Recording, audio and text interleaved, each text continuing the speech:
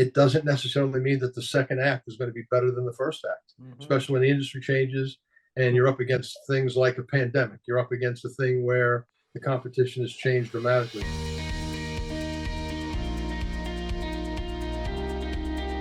So great interview we had today, James, with Mike. I really, really appreciated that. You know, you and I have talked a lot about, sort of tangentially, about how do you build up an ISO for sale. But here we have somebody who just, took on a very well-known ISO.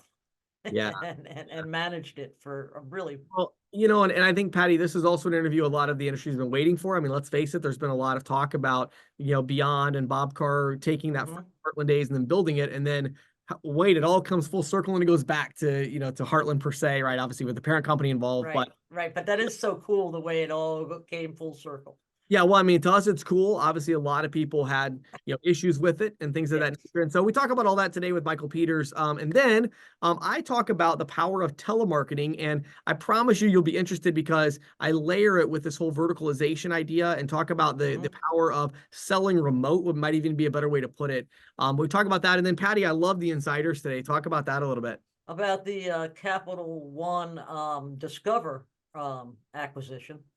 Acquisition of Discover by Capital One, and what that might or might not mean for competition and also for a future Durbin Amendment.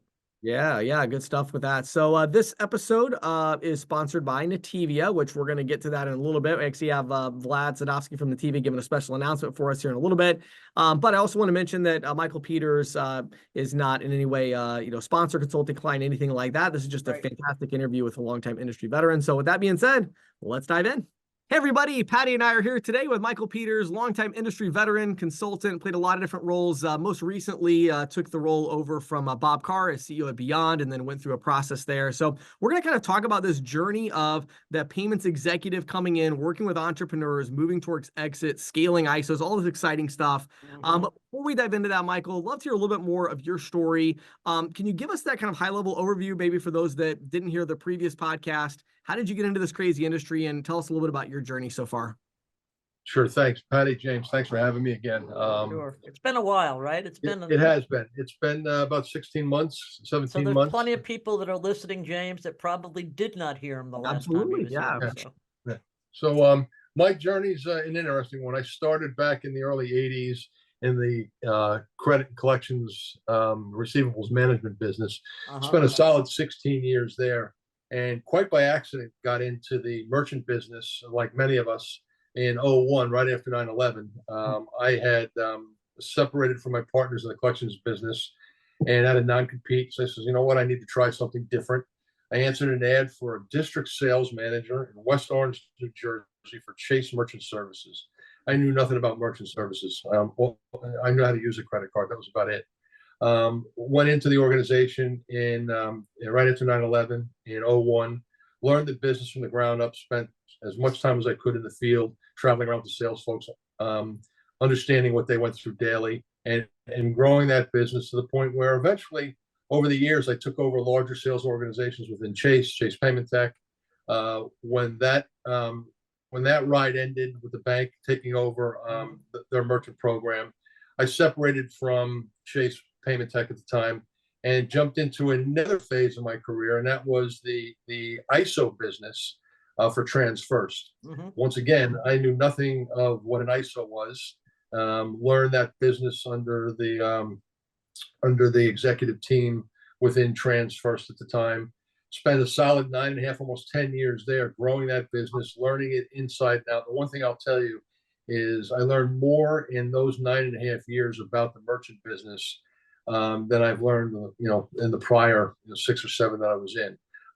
So that took me then to an acquisition with TSYS. TSYS acquired us at the TransFirst level. The executive team left. I was sort of like the last man standing, and they asked me to run the merchant group after the CEO left. I helped them through a transition for about 18 months with the global acquisition. And then I sat out for a couple of years, did a little consulting, worked on a few projects for some folks on a non-compete. And during that time frame, I met Bob Carr. He and I had several lunches prior to me coming aboard in July of 22. And we discussed what that might look like going forward. And in July 22, I stepped in as the CEO to run the organization for Bob. That's great. Awesome. Great, Well, yeah. so we're going to talk today about this idea of scaling an ISO or scaling a payments organization for exit. And, the beginning of that journey traditionally starts with an entrepreneur. It starts with, somebody coming in and saying, hey, I want to create something. And I think, Michael, you'd agree with me that this industry is just a fantastic industry for these entrepreneurs, to come in and really build something and innovate. It's an industry of entrepreneurs. It is. Really is. It is. And, as we think about that, though, I'm curious, Michael, what you would see in terms of what are some of the challenges that you see entrepreneurs facing as they get these businesses and try to start something in the payment space? Great first question. So it's an industry with very little barrier to entry. You wake up one day and you find out that you're out of a job, you're working for one of the big payment processors, or you're working for an organization that's decided to sell, and you say, you know what, I don't want to be part of a big organization. I get a business card, I start calling, and I hang a shingle out myself, and I'm in business. Right. So it is clearly an entrepreneur's dream, and that's how most of these companies have started over the years. Well before I actually got into the business. Some of the things I think they need to focus on are undercapitalization. A lot of entrepreneurs run into this business not having enough resources or capital behind them.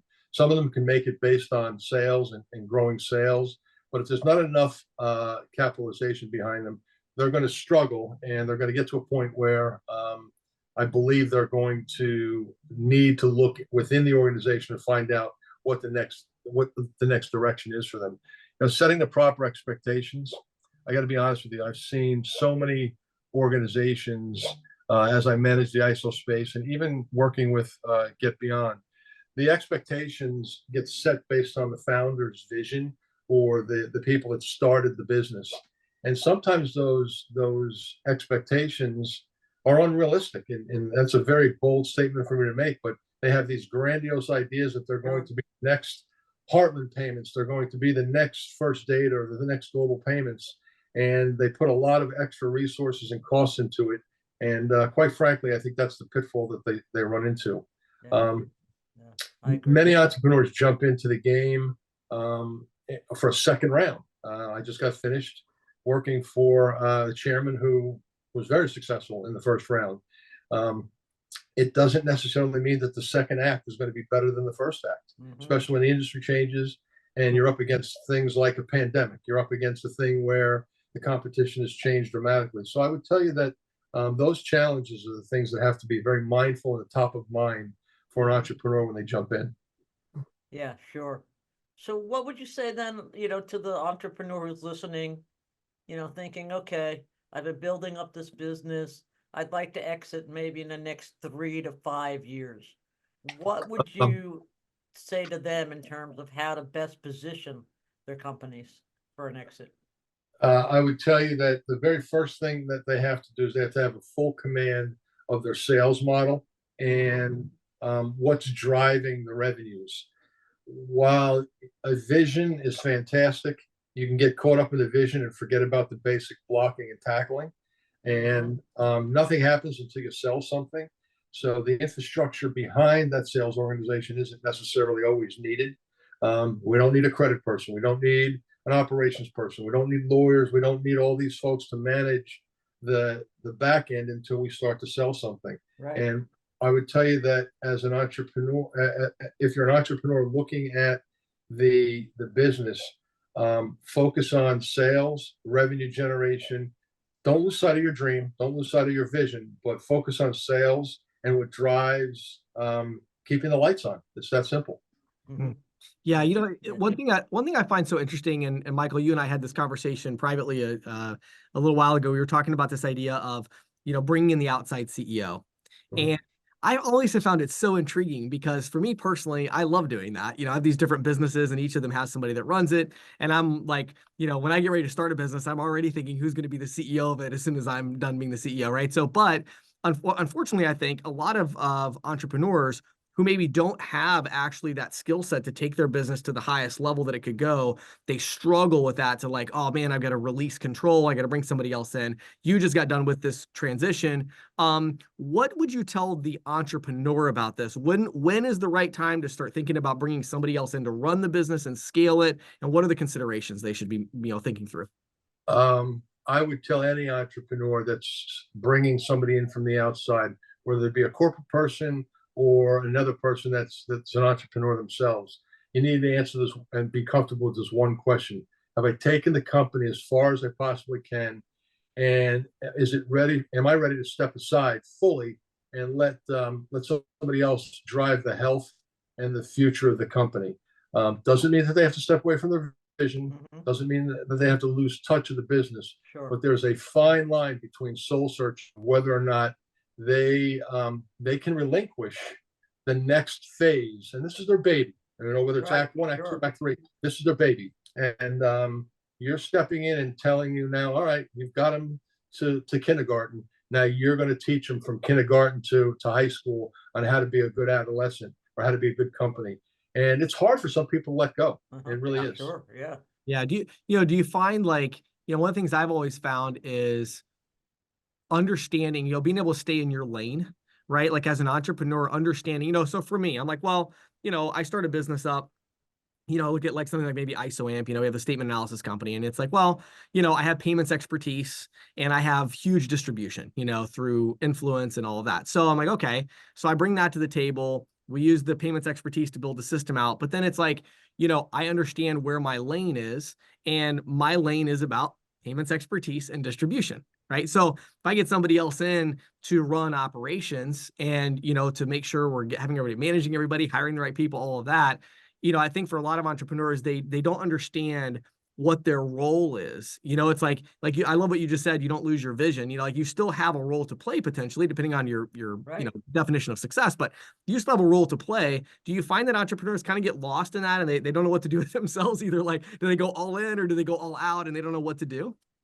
Yeah, I think there's a combination. Listen, my experience in working within an environment of an entrepreneur who, quite frankly, many people in the industry view as a stalwart and an icon of the business.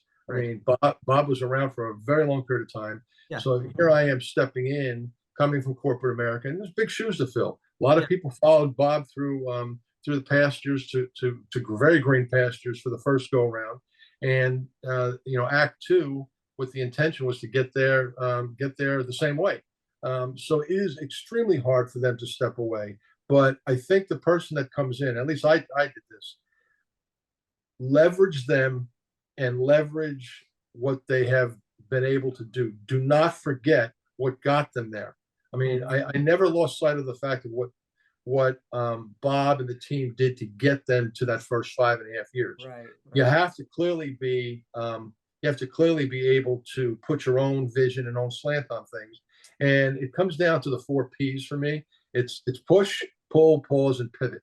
I mean, you got to push your own agenda and remind everybody why you're here and what you're looking to get accomplished. You were brought in for a reason. You weren't brought in to mirror exactly what the entrepreneur did. If you were doing that, what's the purpose? What's the point? Pull the people with you. Sometimes you got to drag them into the process because they're so used to doing things in a way that, well, we've done that before. Well, okay, now it's time to maybe it worked before. Now it's time to change. I'm here for a reason. Pause. Sometimes listening and learning is more powerful than just driving your own agenda. Find out where everybody's head's at. It takes a good solid 3 or 4 months to determine that. And I would tell whoever is taking over for an entrepreneur, if they have an executive staff or a team in place, find your consigliere, as I say it. Find the person in there that is going to be the person that is going to help you not only navigate around the company, but knows that entrepreneur well and can help you get your points across sometimes, and become that pivotal person. And I found that in our head legal counsel in the organization. She did a phenomenal job.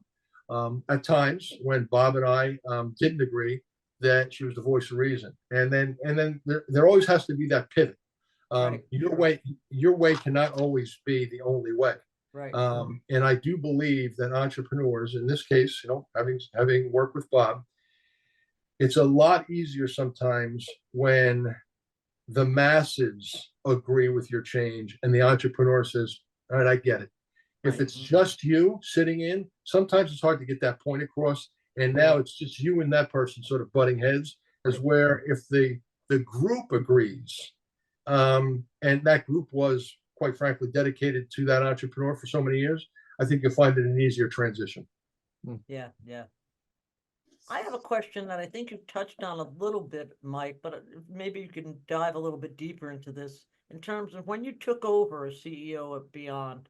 What were some of the challenges you faced, and how did you overcome those challenges? I know you talked about having your consigliere, and Yeah. that obviously is important, but I'm sure there were other challenges and other steps that you took to overcome.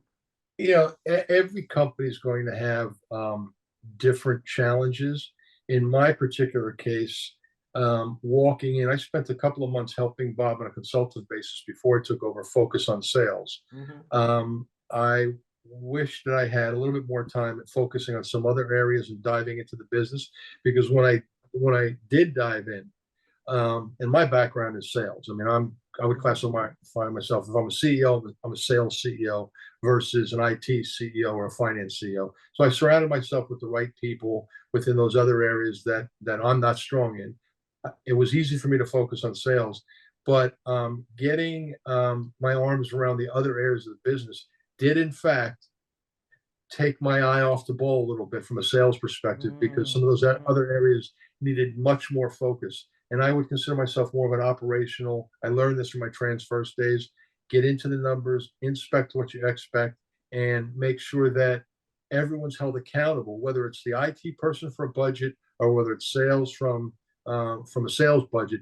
Everybody has to be accountable to driving an expectation and a revenue number or a sales number. And and I would tell you that I wouldn't say if I failed, if I could go back and redo things again, I would have made some quicker decisions in the operational side of the business so that I could have focused much more attention on the sales side.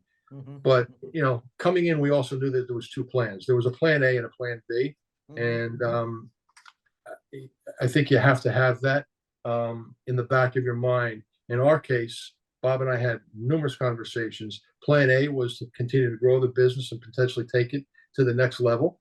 And if that couldn't be done in a very short period of time and figure that out, the plan B was obviously to position it for a sale. Your plan B is not revert back to plan A. Once you're committed to one plan, you got to stick to it. So once you realize that plan A isn't working, you've got to be able to commit, and you've got to be able to do it fairly quickly on whatever your plan B is, whether it's sales or investing in the business. That's why there needs to be a plan B. Yeah, exactly. So okay. So what went along in the process? At what point did you start looking for a buyer, and what led you to decide that it was the right strategic move? Without getting into the minutia, the details, the industry's changed dramatically. What in fact worked for Bob and Heartland Payments in the past was not necessarily working as easily as it was in prior years. There's a lot more competition. There's a lot more of everything along the way, and a little thing called a pandemic that threw them a curveball for 24 months. So they were up against a lot of different challenges in the business. So it was about 6-7 months into the business where I recognized that, and I had a good conversation with Bob. Listen, we have to do one of two things. We have to raise capital, and we have to raise it quickly in order to take us to the next level, or we're going to have to start to think about what this looks like from a sale perspective. Raising capital in today's market is not easy in a company that's growing. And these PE firms and investment bankers are much more savvy. So when you start to position a business, you better make sure you have a good command of your numbers, which we did. And I had a good group behind me that focused our attentions on driving it. So the determination was, about 6 or 8 months into it, if we're not going to raise capital, we tried it on our own. That took us to about month 12. And at that point, we realized we're not going to be able to raise the capital. It's time for us to position the organization for sale, and then ultimately finding the right buyer, which I believe we're going to get into at some point. Yeah. You know, that's actually my next question, but I have another one. I have to ask as a follow-up because I'm just curious. A lot of the things you just said, and again, without, I don't want you to share anything, obviously, too detailed, whatever, but I'm just kind of curious, like your experience with Beyond, how has that impacted your view of feet on the street sales teams in our industry in general, given the new reality and the new context of kind of integrated payments and all these challenges that we're facing? What are your feelings on having a feet on the street sales team in today's market? What are the challenges? I'm going to tell you, my comment here is going to be prefaced by this. There's going to be several dozen entrepreneurs that have feet on the street models that are much smaller than we were at Beyond and are starting out, and they're going to completely disagree with this. In my lifetime, I said this in the last podcast, in my lifetime, we're never going to see the feet on the street model go away. There's always going to be a need for that trusted advisor, that person that's going to knock on the door, the local pizza parlor or retailer. So it's not going to go away. And there's always going to be this need for the smaller ISO, the smaller entrepreneur. Where it starts to separate is when you start to get very, very big and you start to think about other aspects of the business, software as a service. How do I tie myself into a VAR and or something of that nature? I just got a helper here. Sorry about that.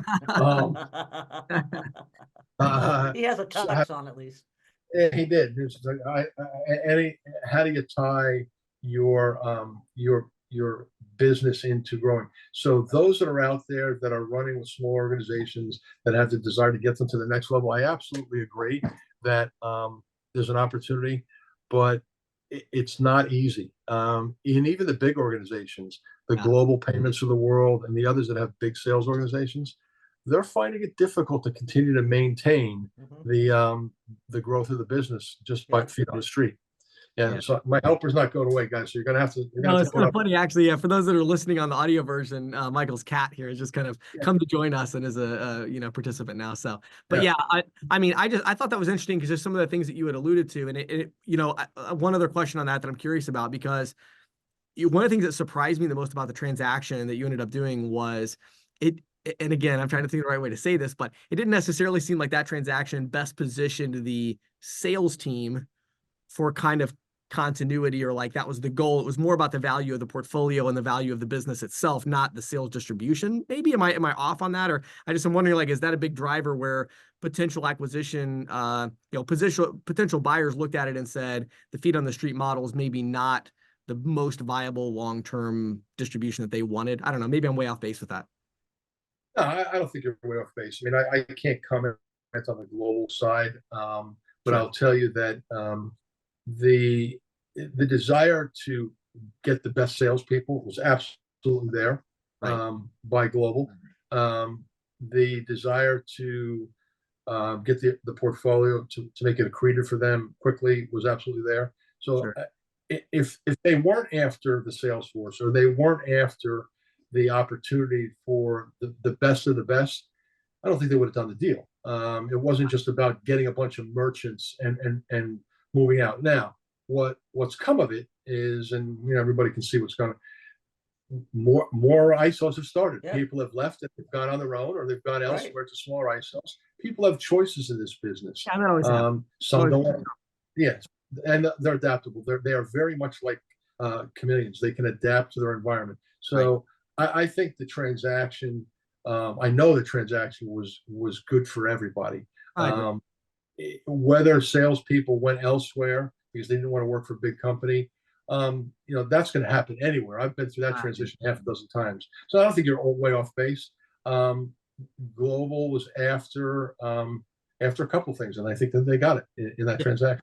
I agree. And so it's just, and it's just big takeaway for me that again, the thing I found interesting about it, and even some of the comments you made, was just that I do think it's an interesting, almost case study on the feet on the street team at a national level, saying, what is the future of that model? And I think, we talked about many times on the podcast, let's just say there are challenges with that, right? Like, in today's market, there's challenges with everything, but I think in today's market with integrated payments and software as a service and all these other things, it does become Makes it harder. Okay, so my last question for you is, having just completed this transaction, right? What are some tips that you would provide to that, whether it's the ISO owner that's looking to sell the business, or maybe they've now turned it over to a corporate CEO to come in and scale it. But in any case, we have an organization that's pretty large. We're looking for a buyer, and we want to get a good transaction done. What are your tips for someone in that position? Listen, every sale and every opportunity is going to be different, James and Patty. It depends what they're after.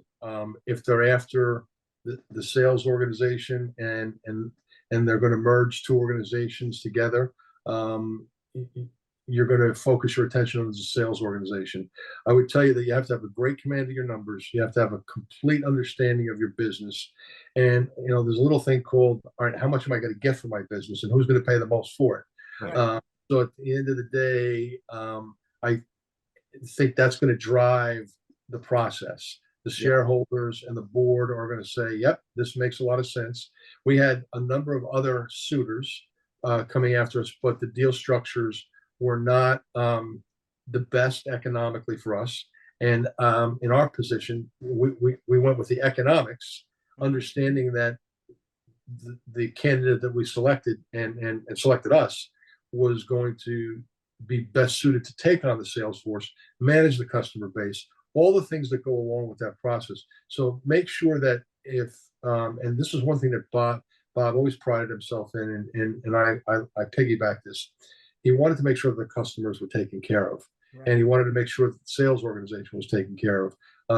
So much so that the contractual obligations of the deal fell in line with what the organization that acquired us wanted to focus on. So at the end of all this, our focus was what's attractive financially, what's attractive for those that want to make a move, and then ultimately what's going to happen to the customers, and are they going to take care of our customers long term down the road?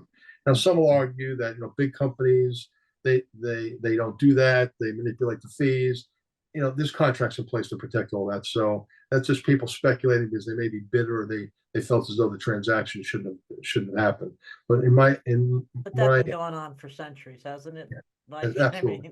Yeah, it's been going on forever. This the best thing that can happen, large or small, is just make sure that the process that you have in place and the team that you have in place is ready to handle an exhaustive diligence. It's not like the deals of 10 years ago where there's a lot of diligence that went in, but nowadays, whether it be a big deal or a small deal, in the scope of things, we were a small deal in comparison to some things that have happened recently.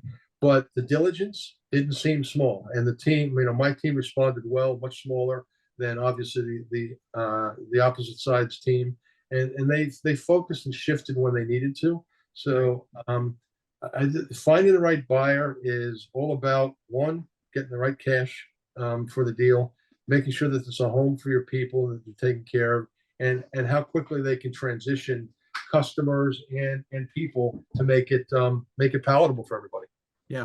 Yeah, good stuff. Well, obviously, Michael, I know you have a lot of things going on in the industry and still have your fingers in a lot of different pies. But for those that do want to maybe just connect and follow you and see what's going on in your world, where would you send them to stay connected? I'm on LinkedIn under Black Bear Financial Advisors. I sort of hung out my own shingle from a consultant capacity. Sure. I still am available. I've got 10 more months left of my non-compete with Global, so I'm still available to Global should they have any questions. I thought the transition with that group went very smoothly, especially on my side. I know most of them over there, having gone through the first transaction with Thesis. So you can reach me there, mapconsultant@yahoo.com. Just my initials, consultant@yahoo.com. And my phone number is on there as well. So feel free to give me a shout if I can help in any way. I'll be more than happy to. Awesome. All right. Michael, thanks so much for your time today. Really appreciate it. Always a pleasure speaking with you. Thanks very much, everybody. Take care. Hey everybody, I'm here today with our official sponsor, Nativia, the CEO of Nativia, Vlad Sadovsky, and Vlad has a special announcement for us today. So Vlad, what have you got for us? Well, James, it's this time of the year. The shows are about to begin. We wanted to start the season with some new products. So we're starting to make announcements like almost Apple does it in twice a year. And we're officially releasing our Nativia Professional Card. This is the card for payment professionals. Here it is. Nice. Anybody can get it now. It's whether you're a W-2 person working for FICE or a regular ISO, or you're just a worker in any one of our competing ISOs, this is the card and an account for you. Our industry's never had a card or an account specifically designed for payment professionals. So this is a professional MasterCard, and we plan a bunch of features around it going forward, specifically for payment professionals. You can apply to our wait list now, and we're going to be officially releasing it right before the show season. So we will look within the next 30 days to officially start sending out. Awesome. So I know we have the link. I believe it is nativia.com/professional. So you can head over to nativia.com/professional. 2 follow-up questions for you real quick, Vlad. Number 1, I'm assuming there's some kind of rewards or cash back or something. Like, what's the reason why payments professionals should be using this card? Yes. So this is the highest debit personal card on the market today. Never before a personal account was receiving 1% cash back on the use of the debit card. Okay. 1% cash back for anybody that's enrolls and spends until September 30th of this year. So it's almost like a credit card, but without dealing with credit limits, bad history, good history. Everybody's accepted. Everybody gets 1% cash back. And of course, we're going to roll out a bunch of features going forward. There's the features that we're planning for that are coming soon are going to be, you're going to get your payment early, at least 2-3 days early than your regular company paycheck. You will have ability to exclusive events that we will be throwing on our shows. Everybody knows that we're famous for our parties. So now we're going to have exclusive VIP experiences for professional card holders, and we want to make you feel special. I love it, Vlad. My second question was going to be about the parties, which I know, of course, are coming up, and how this card plays into that. But you already alluded to that, so I'm going to give that URL one more time to make sure people remember. So head over to nativia.com/professional. Go ahead and sign up right now to get your payment professional card. Vlad, always a pleasure to have you here. Thanks so much for making that announcement today, and we're excited to see where this card goes and the benefits and features of it. So thanks again. Thank you very much, and we look forward to seeing every card member in our special card member events at our parties. So Patti, today I want to talk about the power of telemarketing in the new payments reality that we face here in the market. And I think this topic may surprise people a little bit because, you know, historically, I mean, when I got into the business, like 13, 14 years ago, it was, you know, telemarketing was so huge. There would be all these appointment scheduled leads and things of that nature. Right. It was the way. Yeah, but I feel like the last 6 or 7 years, especially, the industry's really gone away from that. And it's been much more. You have your online advertising, right? Right. And then you have your door to door, as we just talked about a little bit ago with Michael Peters. But I think that telemarketing there's going to be a rise of telemarketing again. I'll explain why. So, as I'm sure our audience is getting a little bit tired of me saying, everything is going to be about, you know, sub-verticals, verticalization, and all this, right? So I've talked about this all the time. Well, what does that mean for sales distribution? Well, we just talked to Michael Peters about some of the challenges with the door-to-door sales team. And one of the big challenges that, you know, nobody really wants to talk about too much today in our industry is that it is becoming to where if you want to compete, you do need to sell vertical solutions. Right. Well, that's very challenging when you are geographic in nature, because it's like, well, I only, you know, I'll give you an example. We were just talking about this in my team. I had a meeting yesterday with my team that owns our self-storage management software, and we were talking about the next sub-vertical we're going to go after there. And we're thinking about going after mobile home parks. Okay, so perfect. Yeah. Mobile home parks, very similar to self-storage properties. You know, you make a property map. We have to add some features like maintenance requests and, you know, all of that, right? But it's like similar. Well, when you think about that, you're like, okay, well, we want to do like in-person distribution. Well, each agent is going to have like, I don't know, maybe 20 mobile home parks in their Parks. area. Right. Maybe 50 if they drive a little further. You're right. But it's like, well, how many are they going to sell? I mean, out of 50, maybe they could sell 10 or 15. That would be pretty good, Right. And then what do? So it's like they just learned everything they need to know about mobile home parks so they could make 15 sales and then they can't sell anybody else. Yeah, that's not Right. Whereas instead, when I'm going to hire another salesperson for my inside, closers team, and then I'm going to have my call center in, another country, reach out and call every mobile home park in America and generate appointment scheduled leads for my inside closer. Well, that makes sense in that context, right? For that type of sub vertical. Now, there are absolutely vertical focuses that do work with in person. For instance, I have a new consulting client I've been working with, and they go after everything auto, auto repair, collision centers, tire and lube, transmission shops, right? On and on and on. Well, in any given area, there are hundreds of those businesses out there. right. And it's, totally conceivable for an agent to build a portfolio of 100 plus merchant accounts just in auto. Same thing for if you're going to go after a restaurant, you're going to go after retail. But I think the challenge is going to be that it's going to be harder and harder to go after these larger verticals versus going sub vertical and saying, well, we have a solution for pizza shops, or we have a solution for, food trucks.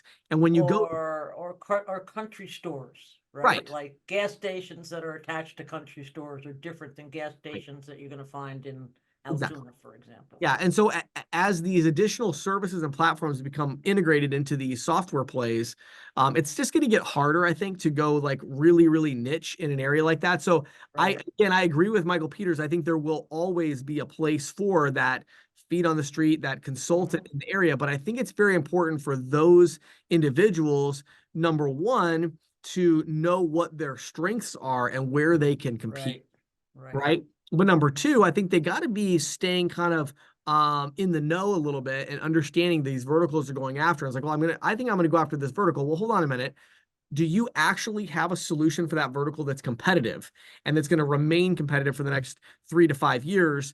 So I think there's these question marks. And I think a lot of question marks. Yeah. And so my point of all that is, I think telemarketing now is really powerful. Even if you say, I think for a lot of agents, it's like, well, I'm really good selling face to face. Okay, well, great. Have you ever tried selling over the phone? Have you ever tried selling on Zoom? You probably would be pretty good at that. And so if you have a certain vertical that you're really like, wow, I'm doing great going after this particular vertical, well, why don't you try going after that vertical by having somebody, either you or someone else call and generate appointments, and then you do them over the phone and you sell it remote. Try it out. If you can sell remote, I think that that's becoming an advantage because it allows you to go so narrow into a niche that you want to sell and go nationwide with that.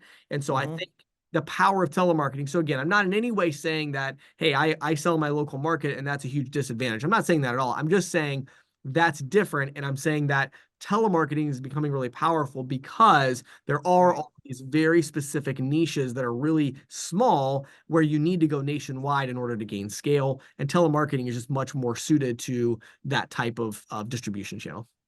So James, what's in your wallet? I always love that commercial, Yes. And now Capital One, the 9th largest bank in the nation with nearly $470 billion in assets, is purchasing a majority interest in Discover. Yeah, this is a big deal. Huge deal. The understatement was Richard Fairbanks, Capital One's founder and CEO, saying, quote, "This is an incredible opportunity." Yeah, I think so. He said it would accelerate the company's long-standing journey to work directly with merchants to leverage its customer base, technology, and data ecosystem to drive more sales for merchants and greater deals for consumers. And Discover issues its own cards. It has about almost 61 million cardholders. It also has a very fast growing direct savings bank, sans brick and mortar. And Capital One plans to retain the Discover brand, and it's going to shift at least some of its card holders to Discover cards, and all of its debit card activity to Discover, which of course owns the Pulse network. Right. Now, I've been reading a lot of, analyses on this. A lot of people seem to think that it's going to be, direct competition for Amex. Others think it's going to be direct competition for MasterCard. I'm not sure that either of those is necessarily the case, but I do think it's a really interesting morphing, shall we say, of the issuance and the acquiring side of the business that we haven't necessarily seen in a lot of banks outside of, say, the Chases and the Citicorps of the world. Right, right. Yeah, well, I mean, it was interesting. Like one thing I was doing earlier, I was looking at, so it's funny because I have 3 credit cards. One is Discover, and the other 2 are Capital One. Okay. Okay.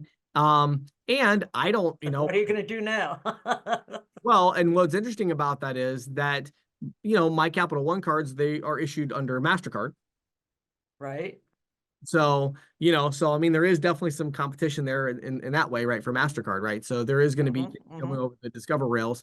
But yeah, I think ultimately, it's not necessarily, it's a little bit of a surprising deal in my mind, but as soon as I heard about it, it wasn't a deal where I was like, oh, I wonder how that's going to work. You're just like, well, right. Same here. I was again, sense. I was like, whoa, that's an interesting combination. Yeah. But I love it. I think it's really good. And I actually do think it's direct competition for Visa and MasterCard. I think that they wholeheartedly. I think it's, especially when you start talking about pay by bank. Right. Sure. Absolutely. If you have that many cards out there, you have that many consumer relationships out there, you're that big of a bank as Capital One is. I could see it giving Visa and MasterCard a run for their money with some sort of pay by bank solution. Yeah, and I mean, at the end of the day, I think it just, in my mind, I don't necessarily see it doing a ton for Capital One per se. No. I feel like Capital One has a great brand. It's this consumer credit card. It's great. I think that's good. What it does in my mind is it really elevates the Discover brand. Exactly. Discover, when anytime you read anything, it's like Visa and MasterCard and the other card brands. Discover is always, and I remember when Discover was first, you were pretty young, no offense, but you were pretty young when this happened. And I remember when it came out and everybody's like, oh, this is never going to last. It's never going to be able to compete against Visa and MasterCard. Well, James, that was almost 40 years ago. Yep. And now it's, it's not only has it successfully competed with Visa and MasterCard and Amex, I might add, but now it has a combination that could make it even more prominent of a brand. Yeah, I agree. I actually really love it. I think, it also, like you said, it doesn't give Discover a huge debit presence, but it does start to elevate that, which has always been a huge strategic weakness for Discover, is that they didn't have a strong presence with the debit side. So yeah, I love it. I think overall, I think it really elevates Discover, and I really believe that in 5 years, it's going to be, there's Visa, MasterCard, and Discover. I think that we're going to be saying, I feel like at least MasterCard and Discover, I think we're going to be talking about them in kind of the same breath. I agree. I think we're going to have those top 3. I think Amex has always been sort of the hoity-toity brand anyway. It always. Well, in fairness, they should, if they actually would have kept with that, I think they would have done a lot better. I think then they tried to go down market, and it just killed them. And that killed them. Because then it was like, well, then what's the point? Why would I use, it's like, what's the point of American Express? And I think Discover, I will say one interesting thing about it from brand, because to me, so much of this is branding, right? I mean, of course, right? What's the difference between Visa, MasterCard, and Discover in the mind of the consumer? I mean, it's a card brand. They don't understand all the payment stuff. No. So I will say, in my mind, and I think most consumers would agree, Discover has stayed above the fray, and I think they are considered a friendlier brand. I think it's it's Discover. Discover is discovery. It's where you go as a consumer to get a great credit card. Whereas, and it has awesome rewards program. Right. I mean, yeah, they do. And you don't hear Dick Durbin doesn't talk disparagingly about Discover. They No, it talk about doesn't. Visa and MasterCard and this No, duopoly, it doesn't. So they've done a good Right. job, I think, of protecting that brand. I think now bringing that in with Capital One, which one thing I loved about the deal was, in my opinion, Capital One has a very similar branding experience as Discover. Right, It's very right. friendly approach. What's in your wallet? All of this. It's very friendly. Same with Discover. I kind of, I almost feel like some people would be surprised that Capital One wasn't already owned by Discover. Like that kind of makes sense. And so yeah, I think it's a great deal. And I think for Discover, I think it's a fantastic deal. So I'll be very I interested. agree. It's a fantastic deal for Discover, but let me throw you a little curveball here. Okay. You talk about how Senator Durbin has not chastised Discover, but let Yeah. us not forget, Discover is one of his constituents. Really? Discover is headquartered in Illinois. Really? I did not know that. Yes. Hey, maybe the whole third network thing is a little bit more. Could be. I've often wondered that in the back of my mind. I mean, I don't think that he would be out there deliberately, but remember, it was created by Sears back in the, Discover was launched by Sears back in the 80s, and it never really left Illinois. I think it left Chicago. I think it's out in the suburbs someplace. It's interesting. It's actually a bit of a those. political. It's a bit of a political landmine for him, actually. Never gains credibility, and then all of a sudden he hands them this deal. That's really interesting. So yeah, we'll definitely be following that closely. Yeah. That plays out as well. Yeah, So. I think we should definitely follow that a little bit more closely. Yeah. So Good stuff, thanks, Patty. James.